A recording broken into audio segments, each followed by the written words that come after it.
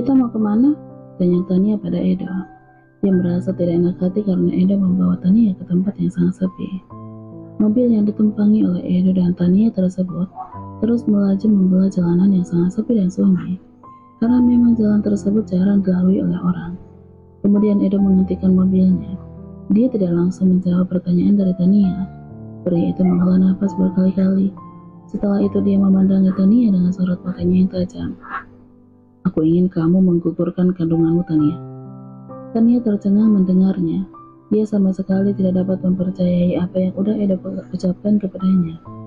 Walaupun dia adalah seorang wanita yang selalu menghalalkan segala cara untuk bisa mendapatkan apa yang dia inginkan, tapi dia masih memiliki hati nurani.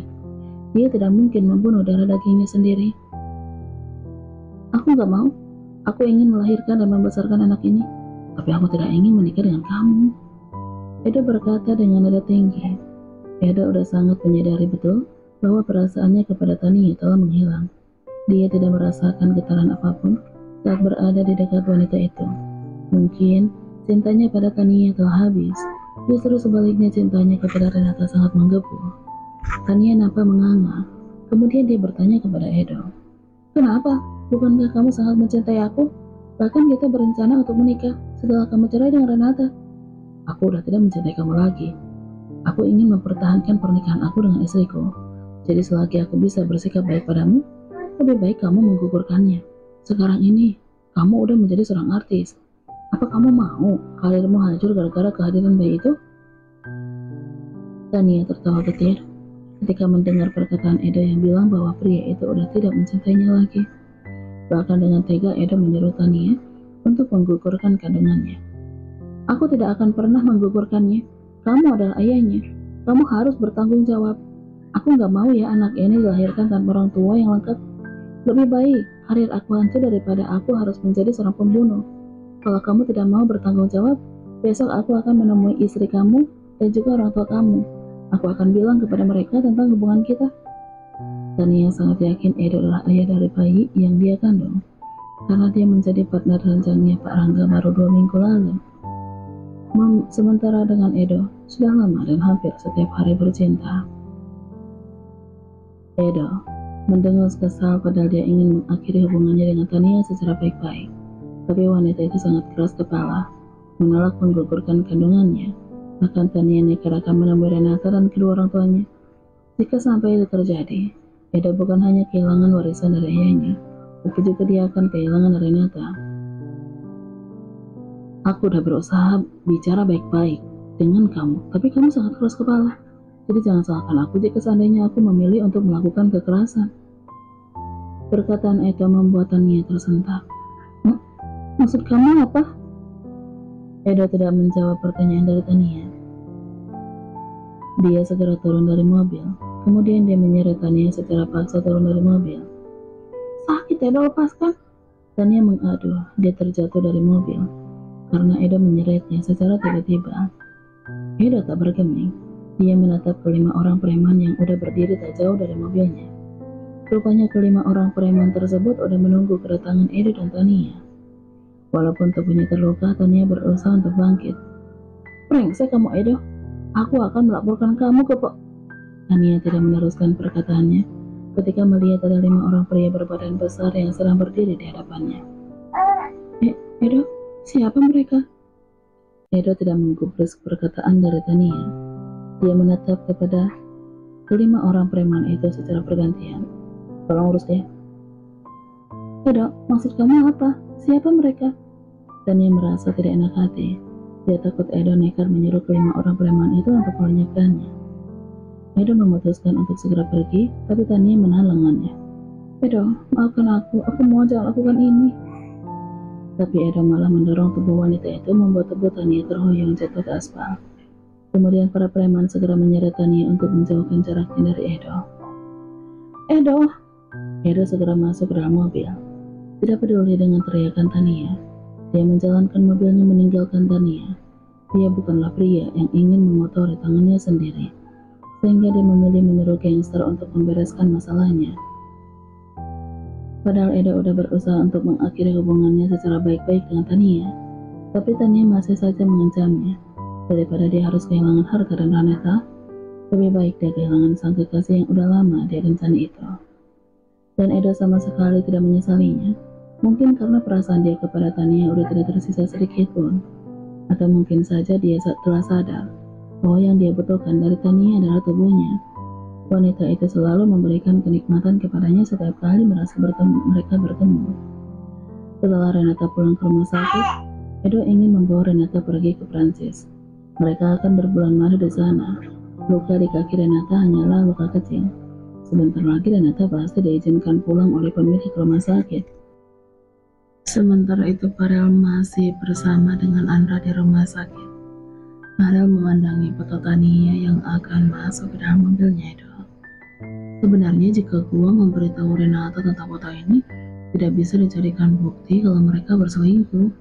Gua juga belum bisa memastikan hubungan mereka seperti apa. Tetap saja gua membutuhkan seorang detektif untuk menyelidikinya, termasuk mencari tahu siapa orang yang udah menyuruh preman-preman itu untuk mengeroyok gua. Ucap Farel dengan panjang lebar. Lu tenang aja, The Darkness bersedia bertemu dengan gua besok.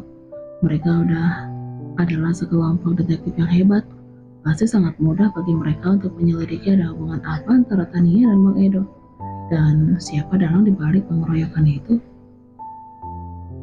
Menghubungi The Darkness memang tidak gampang, karena mereka selalu kebanjiran job.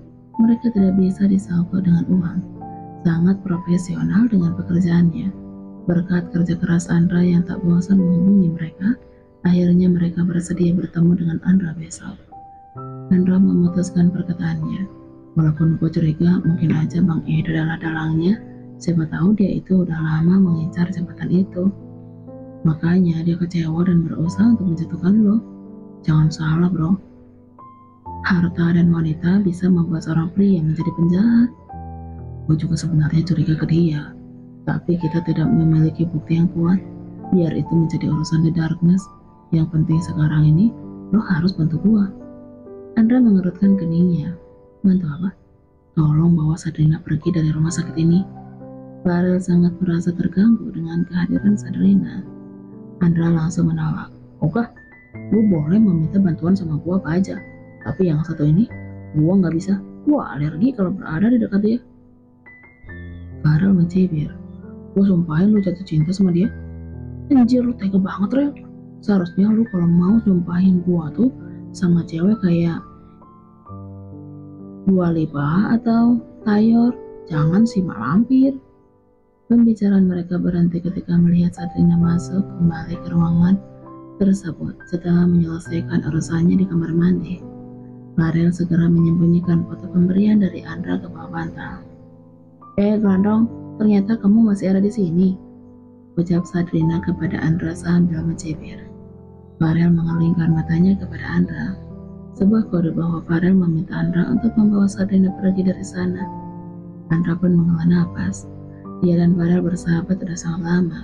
Bisa dibilang dari orok, karena ketika mereka masih orok, mereka sering bertemu setiap kali orang tua mereka mengadakan sebuah acara pertemuan, sehingga mereka berdua selalu saling membantu jika salah satu di antara mereka memiliki masalah, termasuk Farel menjaga rahasia terbesar Andra.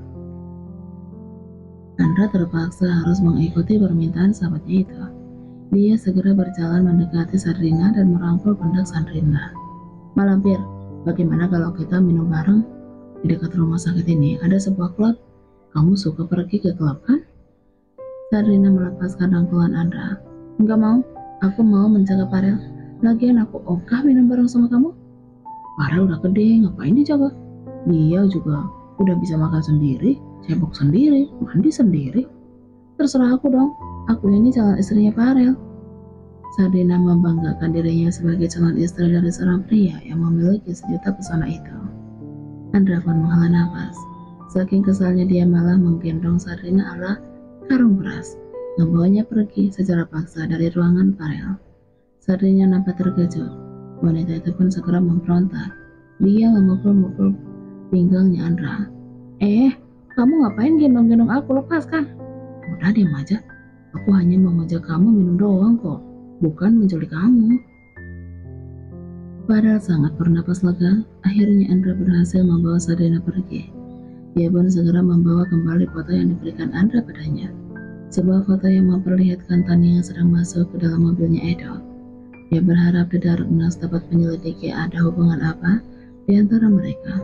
Apakah mereka berdua berkencan? Farel menjadi teringat dengan Renata. Sedang apa wanita itu sekarang? Apakah dia baik-baik saja? Dan dia ingin tahu Renata dirawat di rumah sakit yang mana. Sungguh, dia sangat merindukan wanita itu. Ceklek.